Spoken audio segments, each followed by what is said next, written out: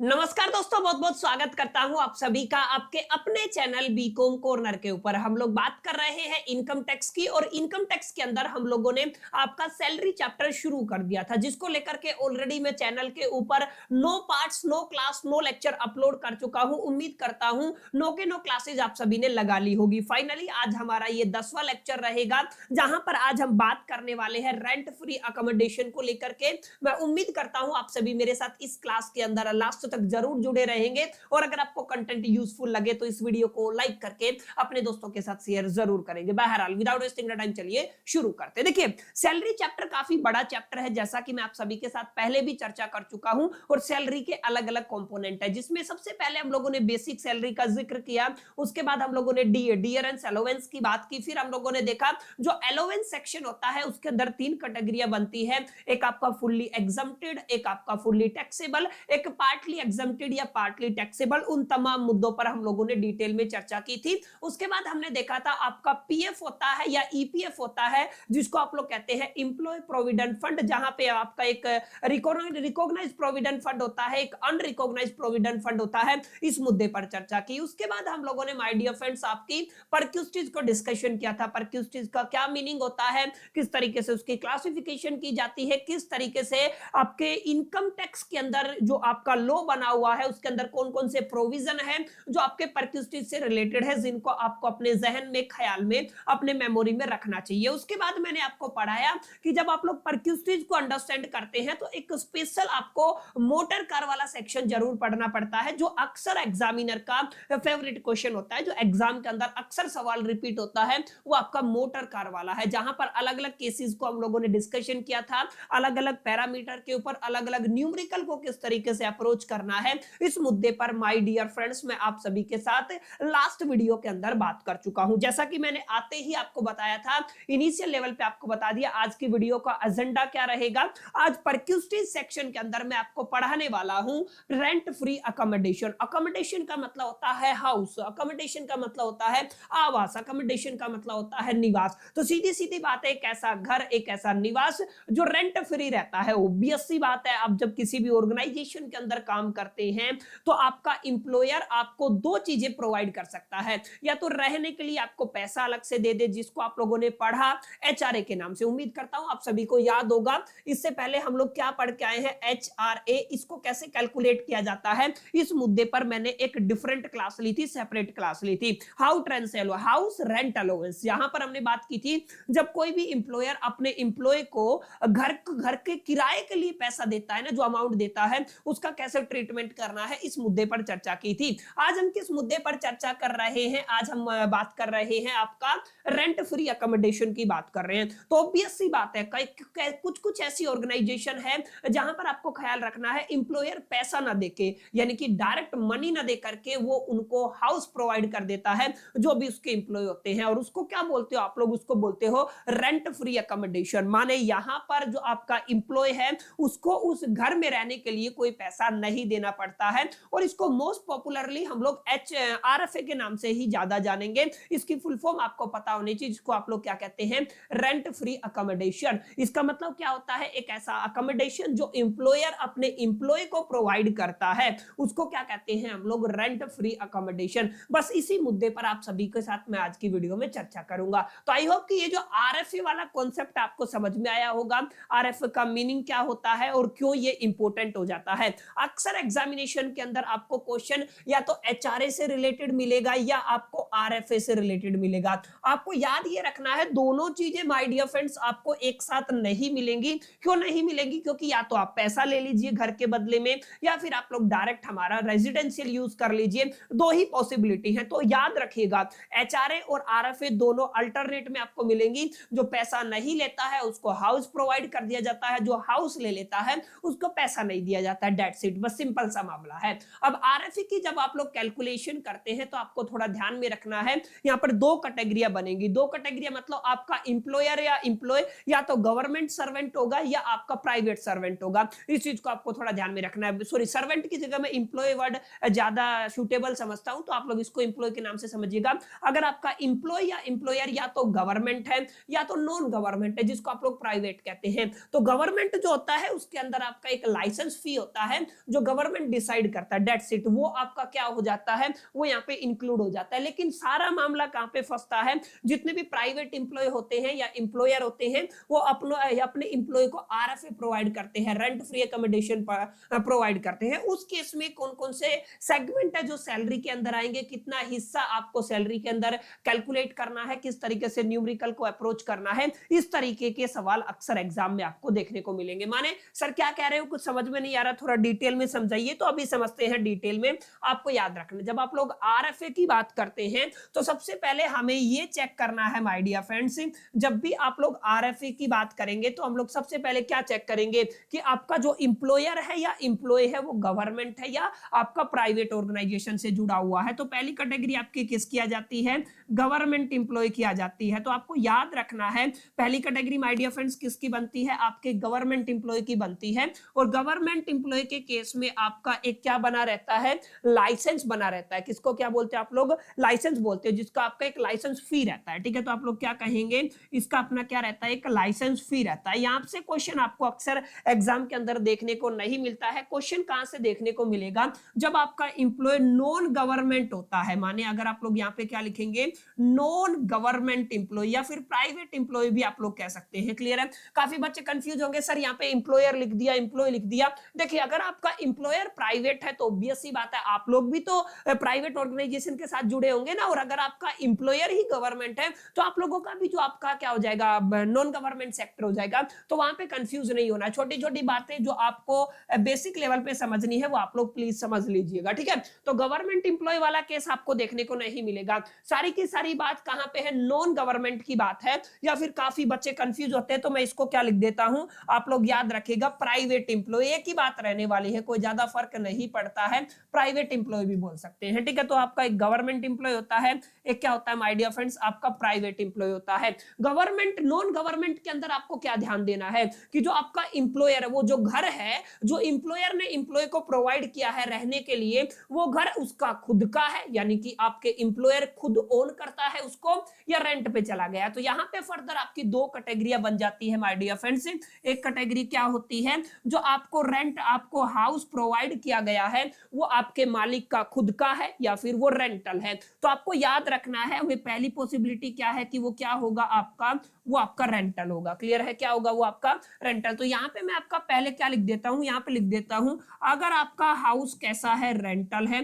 Rental का मतलब है आपके इंप्लॉयर ने भी रेंट पे लेकर के आपको घर दिया है, तो यहाँ पे उसका ट्रीटमेंट, उसकी कैलकुलेशन अलग होगी। लेकिन अगर आपका जो हाउस है वो आपका ओन्ड है, क्या है आपका ओन्ड बाय इंप्लॉयर है, यानी कि आपके इंप्लॉयर का खुद का है, तो उस केस में आपकी कैलकुलेशन अलग होगी। क्लियर, तो आपको ध्यान क्या रखना है, ध्यान ये रखना है स्पेसिफिकली आपको गिवन क्या मिलेगा, आपको गिवन मिलेगा आपका नॉन गवर्नमेंट इंप्लॉय वाला क्वेश्चन आपके एग्जाम के अंदर आता है, और यहीं से आपको कैलकुलेट करना होता है। और आप याद क्या रखेंगे माय डियर फ्रेंड्स, आप लोग याद ये रखेंगे नॉन गवर्नमेंट वाले केस में आपको जो हाउस प्रोवाइड किया गया है वो या तो रेंटल होगा या तो फिर आपका ओन्ड बाय ईआर होगा। रेंटल के केस में कोई बहुत ज्यादा आपको लंबी कैलकुलेशन करने की जरूरत नहीं है। याद रखिएगा रेंटल के केस में आपको क्या करना है, आपको लोअर ऑफ करना है। लोअर ऑफ का मतलब कम चेक करना है। दो वैल्यूज मैं आपको दे रहा हूं, आपको क्या करना है, आपको देखना है कि दो वैल्यूज के अंदर आपका लोअर ऑफ क्या है।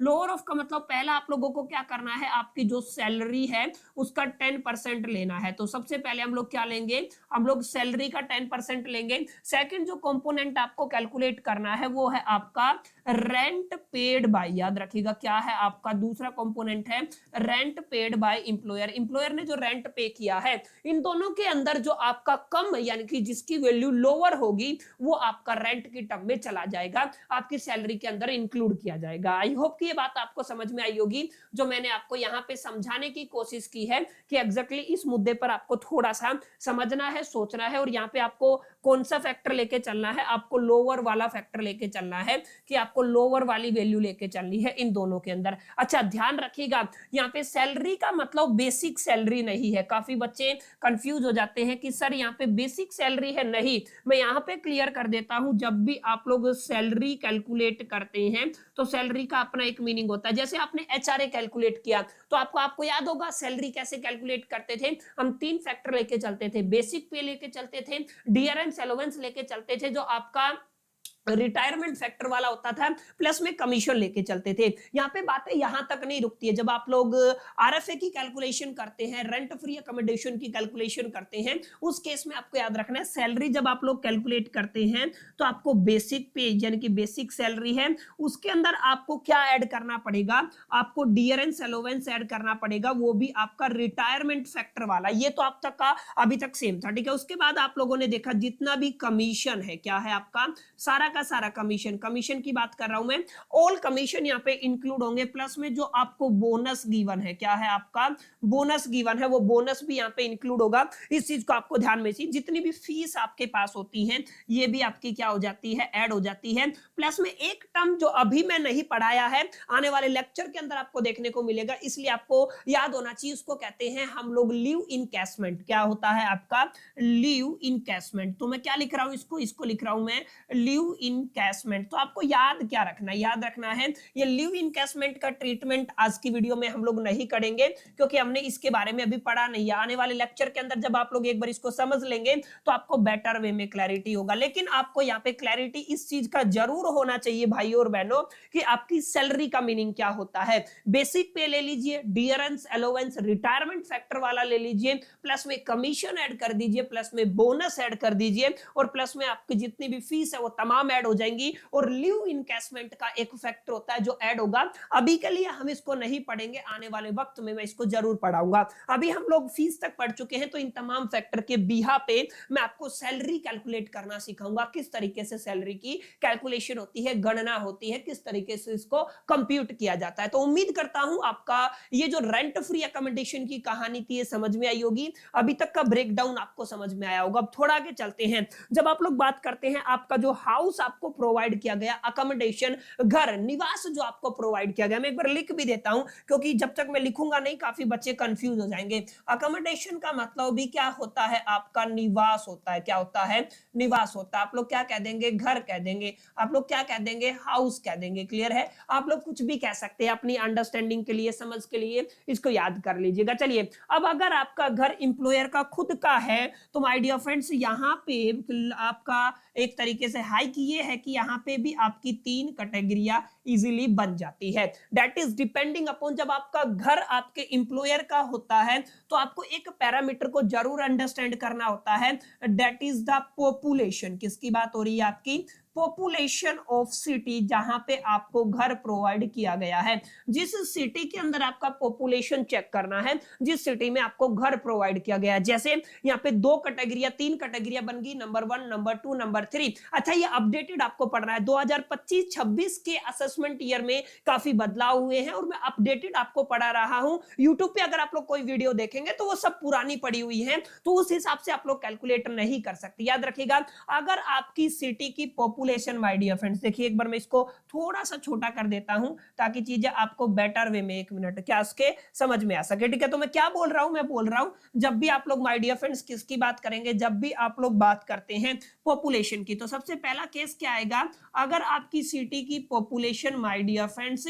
अप टू 15 लाख है। ठीक है, आप लोग क्या कहेंगे, अगर आपकी सिटी की पॉपुलेशन अप टू 15 लाख है तो आप पहली कैटेगरी के अंदर लाई करते हैं। अगर आपकी सिटी की पॉपुलेशन, याद रखिएगा क्या है, आपकी सिटी की पॉपुलेशन एग्जिस्ट करती है 15 लाख से ज्यादा, क्या बताया मैंने, 15 लाख से ज्यादा, लेकिन 40 लाख के इक्वल या 40 लाख से कम। याद रखिएगा, 40 लाख से इक्वल या 40 लाख के कम। तो आप लोगों को याद रखना आप लोग कौन सी कैटेगरी में आते हैं, आप लोग दूसरी कैटेगरी में आते हैं। इसके बाद अगर आपकी जो शहर की जो पॉपुलेशन है अगर वो मोर देन 40 लाख हो जाती है तो तीसरी कैटेगरी में आ जाएंगे। ठीक है, तो आप लोग क्या लिखेंगे, यहाँ पे आप लोग लिखेंगे मोर देन 40 लाख। तो यहाँ पे करना क्या है, करना आपको ये है, आपको ट्रीटमेंट ध्यान रखना है। ट्रीटमेंट क्या होगा, यहाँ पे जो आपका अमाउंट टैक्सेबल होगा वो होगा 5% ऑफ सैलरी। और ये सैलरी कौन सा सैलरी है, जो मैंने अभी अभी यहाँ पे बताया आपको, this one, this is the salary. और यहाँ पे आपका 2.5% का हाइक होगा,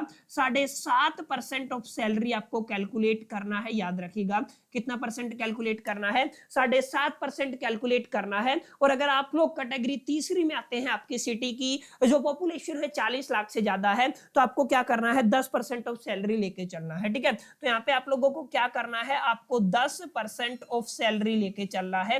ये एक बहुत बेसिक मुद्दा है माय डियर फ्रेंड्स, क्लियर। तो ये कुछ बेसिक बातें थी, छोटी छोटी बातें थी, जिनको अगर आप लोग अंडरस्टैंड कर लेते हैं, समझ लेते हैं, अपने जहन में बैठा लेते हैं, तो दैट्स इट, आपका काम हो गया है। This is going to be very very important. मैं इसको क्या कहता हूं, आपका बहुत ज्यादा important, very very important topic है। आपको एक क्वेश्चन या तो प्रोग्राम के अंदर या तो ओनर्स के अंदर आपको इस साल देखने को मिलेगा, तो प्लीज इसको आप लोग नोट जरूर कर लीजिएगा, प्रोविजंस को याद कर लीजिएगा, तभी आपको क्वेश्चन बना पाओगे, तभी आप लोग क्वेश्चन को टैकल कर पाओगे। बस इतनी सी कहानी है इस टॉपिक की, और इसके अलावा हमें और कुछ नहीं पढ़ना, और इसी के बिहा पे क्वेश्चंस बनते चले जाते हैं, इसी के बेसिस पे सवाल बनते चले जाते हैं। क्लियर, आई होप कि आपको बातें समझ में आई होंगी। एक बार मैं मोटा मोटा रिवाइज करा देता हूं, ताकि आपको थोड़ा सा रिवाइज हो जाए चीजें। आज मैंने क्या पढ़ाया, आरएफए पढ़ाया। आरएफए का मतलब क्या होता है, rent free accommodation. Rent free accommodation का मतलब जहां पे दो पॉसिबिलिटीज होती है, अगर आप कोई भी इंप्लॉयर है अपने इंप्लॉय को घर के लिए, घर के रेंट के लिए पैसा दे देता है, तो वो आपका एचआरए बन जाता है, जो हम लोग पहले कवर कर चुके हैं। लेकिन आपके पैसे की जगह आपका इंप्लॉयर अगर अपने इंप्लॉय को घर ही प्रोवाइड कर दे डायरेक्ट, तो क्या बनता है, रेंट फ्री अकोमोडेशन बनता है।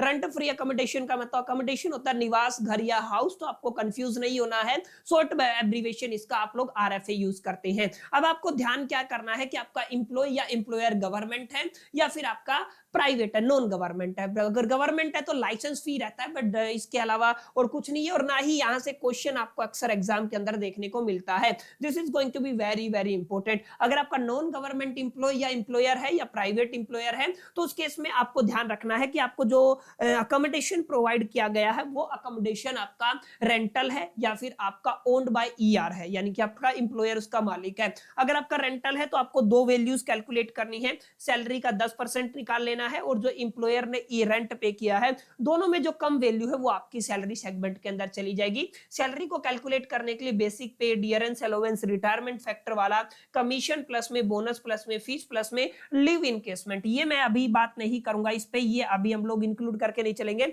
इन तमाम मुद्दों पर हम लोग क्या करने वाले हैं, चर्चा करने वाले हैं। अच्छा, एक चीज और यहाँ पे याद रखिएगा, एक फैक्टर और आएगा जिसको आप लोग क्या कहते हैं, taxable allowance. All taxable allowances, जितने भी आपके टैक्सेबल अलाउंस है वो सब क्या हो जाएंगे, यहाँ पे जुड़ जाएंगे। तो नोट कर लीजिएगा, छोटी छोटी बातें हैं जो कई बार दिमाग से निकल जाती है, मेरे दिमाग से निकल गया था, आप लोग नोट कीजिएगा। इसके बाद अगर आपका घर आपके ईआर का है, तो मैंने बताया 3 कैटेगरियां बनेंगी पॉपुलेशन के बिहा पे, 15 लाख, 15 लाख से 40 लाख और 40 लाख से ज्यादा। 40 लाख से ज्यादा अगर आपकी सिटी की पॉपुलेशन है, 10% सैलरी का निकाल लीजिए। अगर आपकी पॉपुलेशन 15 लाख से ज्यादा, 40 लाख से कम या 40 लाख के इक्वल है, तो 60.5% सैलरी का निकाल लेंगे। और अगर 5% ऑफ सैलरी आप लोग किस केस में निकालेंगे, पॉपुलेशन अगर आपकी 15 लाख है। आई होप कि आप लोगों को बातें समझ में आई होंगी। जैसे एक एग्जांपल देता हूं, मैं एक एग्जांपल देता हूं आपको।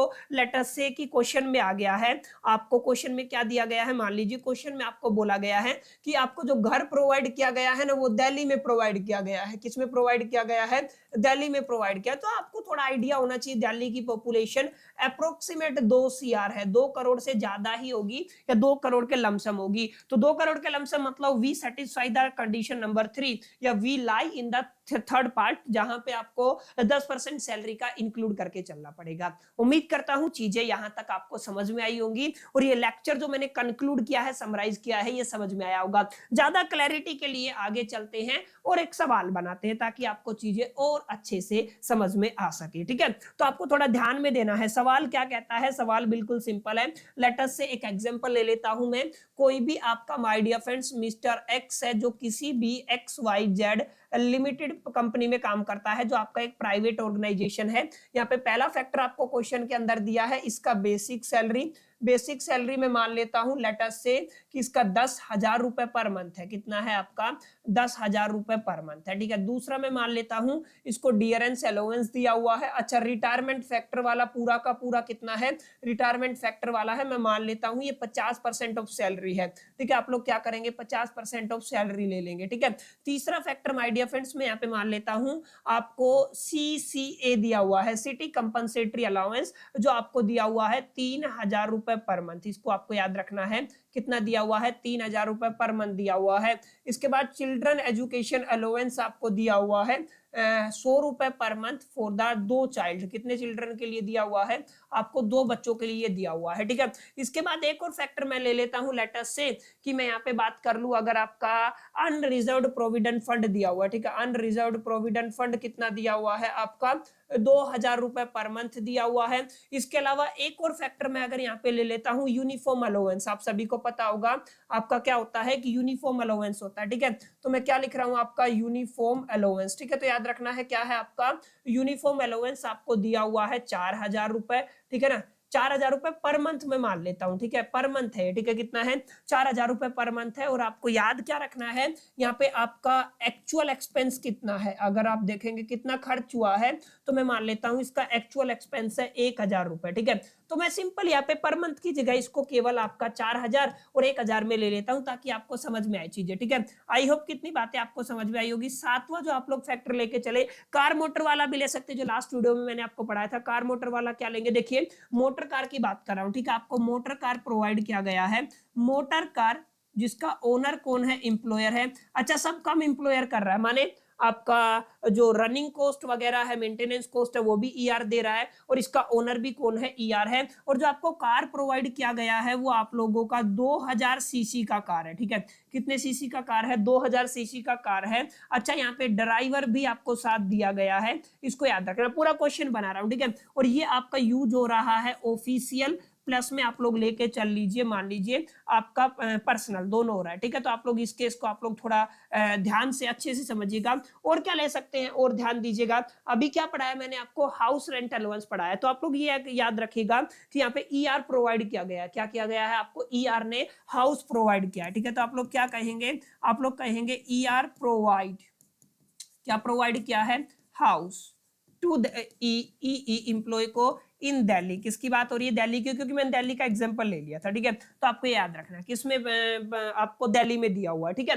अच्छा, कुछ इंपॉर्टेंट बातें हैं यहाँ पे, आपको कंप्यूट करना है, क्या करना है आपको, कंप्यूट करना माय डियर फ्रेंड्स, आपका टैक्सेबल सैलरी। एक छोटा सा फैक्टर और ऐड कर देता हूँ, अलाउंस की बात हो ही गई है, तो मैं यहाँ पे कह देता हूँ नोवा है आपका इंटरटेनमेंट अलाउंस। क्या कह देंगे आप लोग, क्या दिया हुआ है आपको, इंटरटेनमेंट अलाउंस, जो आपका कितना है, मान लीजिए लेट अस से कि वो आपका 8,000 रुपए, ठीक है। कितना है आपका, 8,000 रुपए है। आपको कंप्यूट क्या करना है, आपको कंप्यूट करना है एग्जैक्टली कितना टैक्सेबल सैलरी बनेगा मिस्टर एक्स की। सवाल समझ में आया, किस तरीके का सवाल एग्जाम के अंदर आता है, ये आपका बड़ा इंपॉर्टेंट फैक्टर है। आपको ये सवाल दिया गया, इसमें और भी फैक्टर मैं जोड़ सकता हूं, इंक्लूड कर सकता हूं, लेकिन ये पूरा यहां तक सिमट गया, तो यहीं से हम लोग इसको हल करने की कोशिश करते हैं, ठीक है। बाकी सब चीजें सेम है, कुछ मुद्दों पर आपको डिटेल में चर्चा करूंगा, तो आप लोग मेक श्योर करके एक एक चीज को जरा ख्याल रखिएगा, ठीक है। यहाँ पे मैं आपका थोड़ा सा छोटा बना के चलूंगा, क्योंकि हमें सैलरी वाला फैक्टर भी कैलकुलेट करके चलना है। आई होप कि आप लोग मेरी बात को समझ पा रहे होंगे। यहाँ पे आप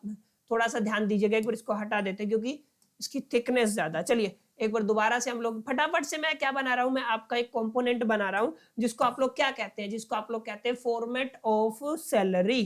क्या है ये, आपका सैलरी निकालने का फॉर्मेट है, कंप्यूटेशन करना है आपको सैलरी का, क्या करना है, कंप्यूटेशन, ठीक है। डुप्लीकेट करते हैं। अच्छा, ये थोड़ा आप लोग ध्यान रखिएगा, एक इंपॉर्टेंट बात बता रहा हूं मैं आपको, एक फैक्टर को आपको जरूर गौर फरमाना है, ध्यान रखिएगा। एक फैक्टर आपका जरूर याद रहेगा कि आपको ओल्ड रेज्यूमे का इस्तेमाल करना है या न्यू रेज्यूमे का इस्तेमाल करना है। डुप्लीकेट नहीं हो रहा है यार, एक मिनट, चलिए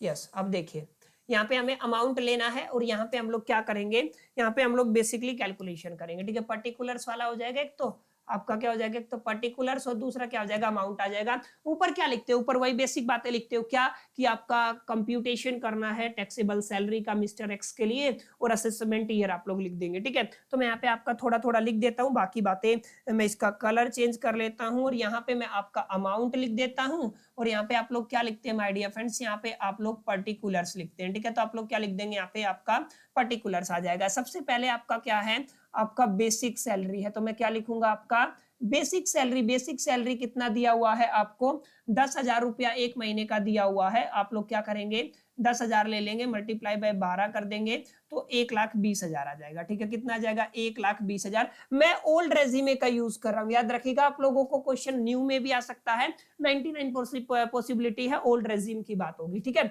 सेकंड क्वेश्चन में क्या है, सेकंड क्वेश्चन में आपका डियरेंस अलाउंस दिया हुआ है जो आपका पूरा का पूरा रिटायरमेंट फैक्टर है, 50% है तो कितना हो जाएगा आपका 60,000 हो जाएगा। अब तीसरा जो यहाँ पे फैक्टर दिया हुआ है, तीसरा फैक्टर है सिटी कंपनसेटरी अलाउंस, ये पूरा का पूरा टैक्सेबल होता है और ये 3,000 है, 12 24 12 3 36, पूरी साल का कितना हो जाएगा 36,000 हो जाएगा। कैसे निकाला, क्योंकि 3,000 रुपए पर मंथ दिया हुआ है, 12 से मल्टीप्लाई कर देंगे। ठीक है, सिंपल सी बात है। चौथा फैक्टर क्या है, चौथा फैक्टर आपको दिया हुआ है चिल्ड्रन एजुकेशन अलाउंस। ठीक है, आपको क्या दिया हुआ है चिल्ड्रन एजुकेशन अलाउंस, क्योंकि 100 रुपए एक महीने के लिए 2 बच्चे के लिए दिया गया है तो ये तो आपका टैक्सेबल होता ही नहीं, क्योंकि इतना तो एग्जम्पशन इसको मिल जाता है, एग्जम्प्टेड रहेगा।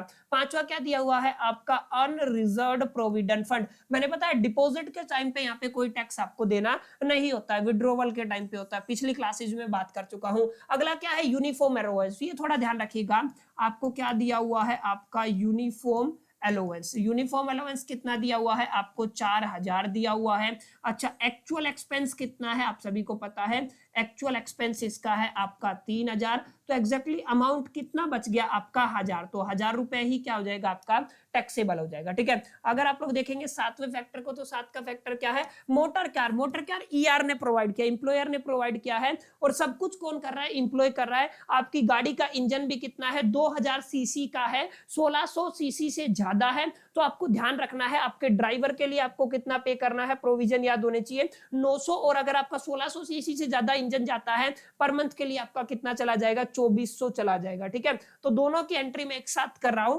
माने यहाँ पे मैं क्या लिख रहा हूं, दोनों के लिए मैं लिख रहा हूं मोटर। अगर आप लोग लिखना, चलिए पहले मोटर ले लेते हैं, मोटर कितना है आपका 2,400 वाला आ जाएगा, मल्टीप्लाई में कितना आ जाएगा 12, और अगर आप लोग यहीं पे एक पॉइंट लगा के मैं लिख रहा हूं ड्राइवर की, अगर आप लोग बात करते हैं तो ड्राइवर का कितना आ जाएगा आपका 900 मल्टीप्लाई में 12, तो 900 मल्टीप्लाई में 12 एक 10,800 हो जाएगा, और 2,400 मल्टीप्लाई में 12, कैलकुलेटर देना एक बार, 2,400 मल्टीप्लाई में 12 आप लोगों को कर देना। ठीक है, 8 का फैक्टर क्या है, 8 का फैक्टर है आपका ईआर, कितना दिया हुआ है आपका ईआर, ईआर मतलब एम्प्लॉयर ने घर प्रोवाइड किया है। अब यहाँ पे आपको थोड़ा समझना, पहले एक बार इसको सोल्व कर लेते हैं, 2,400 मल्टीप्लाई में कितना है आपका 12, 28,800 आ जाएगा, कितना आ जाएगा 28,800। क्लियर है। अब यहाँ पे समझना क्या है, समझना ये है कि ये जो कैलकुलेशन है ना आपकी, ये वाली कैलकुलेशन जहाँ पे आपको दिल्ली के अंदर अकोमोडेशन दिया गया है, ये सबसे लास्ट में कैलकुलेट करना होता है, क्योंकि तमाम एलोवेंस हम लोग यहाँ पे निकाल के चलते हैं। तो यहाँ पे मैं लिख देता हूँ आपको क्या दिया हुआ है, इंटरटेनमेंट अलाउंस दिया हुआ है। ठीक है, इंटरटेनमेंट अलाउंस कितना दिया हुआ है आपको 8,000 रुपए टोटल दिया हुआ है। क्लियर, बोनस वगैरह कुछ है नहीं, अगर बोनस होता तो बोनस भी हम लोग ऐड कर देते, उसमें कोई दिक्कत नहीं थी। अब यहाँ पे 9 पे आपको क्या कैलकुलेट करना है, 9 पे हमें कैलकुलेट करना है आपका रेंट फ्री अकोमोडेशन, जिसके लिए मैंने क्या बताया था, सबसे पहले चेक करना है प्राइवेट ऑर्गेनाइजेशन है तो आपका ऑर्गेनाइजेशन कैसा है, प्राइवेट है, तो ये बात क्लियर होगी कि आपको प्राइवेट वाला सेक्टर क्वेश्चन लगाना है। प्राइवेट में आगे है ओनर, उसका मालिक है, तो ये वाला सेगमेंट लगा देंगे। याद रखना है पॉपुलेशन कितनी है, पॉपुलेशन आपकी 2 करोड़ है दिल्ली की अप्रोक्सीमेट, तो तीसरी कैटेगरी में आ जाएगा। सैलरी का कितना परसेंट निकलेगा, 10% निकलेगा। तो सबसे पहले हमें क्या निकालना पड़ेगा, सबसे पहले हमें सैलरी को कैलकुलेट करना पड़ेगा। ठीक है, सैलरी कैसे कैलकुलेट करते हैं ध्यान दीजिएगा। सैलरी के अंदर सबसे पहले बेसिक पे कितना है 1,20,000 है, ओके, प्लस में डियरेंस अलाउंस कितना है, रिटायरमेंट फैक्टर वाला 60,000 है, ओके, प्लस में अगर आप लोग ध्यान से देखेंगे सारे अलाउंस आ जाएंगे। आपका सिटी कंपनसेटरी अलाउंस कितना है 36,000 है, ओके, फिर प्लस करना है। अगर आप लोग देखेंगे तो ये क्या है आपका ये वाला क्या था, चिल्ड्रन एजुकेशन अलाउंस, ये एग्जम्प्टेड है, ये भी एग्जम्प्टेड है। यहाँ पे कितना अमाउंट है, ये आपका यूनिफॉर्म अलाउंस 1,000 है, तो यहाँ पे ये 1,000 भी हमें लिखना पड़ेगा। प्लस में आपको क्या करना है, प्लस में आपको यहाँ पे देखिए मोटर कार वाला ये वाला सेगमेंट है, ये प्रीक्विस्टीज है, ये यहाँ पे इंक्लूड नहीं होगा। इंटरटेनमेंट अलाउंस आपका आ जाएगा, कितना आ जाएगा आपका 8,000 रुपए टोटल आपको कर देना है, माने ये तमाम वैल्यूज को क्या कर देना है, ऐड कर देना है। 1,20,000 है, प्लस में आपका 60,000 है, ओके, प्लस में आपको क्या दिया हुआ है 36,000 दिया हुआ है, ये कितना हो गया आपका 36,000, प्लस में आपका 1,000, ठीक है। तो ये आपका 2,17,000 हो गया, ठीक है। तो टोटल अमाउंट कितना हो गया, 2,17,000 हो गया है। ये आपका सैलरी बना है, जिस सैलरी की यहाँ पे बात हो रही है, ठीक है। और हम कहाँ पे आ गए हैं, हम लोग आ गए हैं माय डियर फ्रेंड्स 10% सैलरी के ऊपर। तो अगर आप लोग इसका 10% निकालते हैं तो आपका कितना बनता है, 21,700 बनता है। ये तो मैंने कैलकुलेशन करके दिखाया है। एक बार आप लोग ध्यान दीजिएगा, सैलरी के अंदर जो जो कंपोनेंट लेते हैं वो सारे कंपोनेंट मैंने यहाँ पे इंक्लूड किया नहीं किया। बेसिक पे, डीए, कमीशन, बोनस, फीस और लीव एनकेसमेंट आपका गिवन नहीं है, और इस पे अभी हम चर्चा भी नहीं करेंगे। तो आपने क्या किया, आपने टोटल कर दिया। क्या टोटल किया, आपने टोटल कर दिया 10% सैलरी का। कितना है आपका 10% सैलरी का, 21,700। तो मैं डायरेक्ट यहाँ पे क्या लिखूंगा माय डियर फ्रेंड्स, 21,700 लिख दूंगा। इसको मैं थोड़ा सा एक्सटेंड कर लेता हूं ताकि हम अच्छे से इसको कैलकुलेट कर पाए। और यहाँ पे कितना आ जाएगा आपका, 21,700 आ जाएगा। क्लियर, ये थोड़ा ध्यान में रखना है। यहाँ पे जो आप लोग करेंगे ना total, this is the gross total salary, क्या कहेंगे आप लोग इसको, ग्रोस टोटल सैलरी। और मैंने जैसा कि आपको सिखाया हुआ है, इसके अंदर से हम लोग लेस कर देते हैं, क्या कर देते हैं, लेस कर देते हैं आपका स्टैंडर्ड डिडक्शन। क्या कर देते हैं आप लोग, लेस कर देते हो स्टैंडर्ड डिडक्शन। तो उस केस में क्या होगा, अगर ओल्ड रेजिमे का इस्तेमाल कर रहे हैं तो 50,000 आपका माइनस हो जाएगा और आपकी नेट टैक्सेबल सैलरी यहाँ पे कैलकुलेट होके आ जाएगी, ठीक है। तो आप लोग क्या करेंगे, नेट टैक्सेबल सैलरी को क्या कर देंगे, कैलकुलेट कर देंगे। यहाँ पे मैं एक बार इसको थोड़ा सा यहाँ से उठा करके ऊपर डाल देता हूँ। यस, अब देखिए इसको ध्यान से समझिएगा, ये आपका एग्जम्पशन है।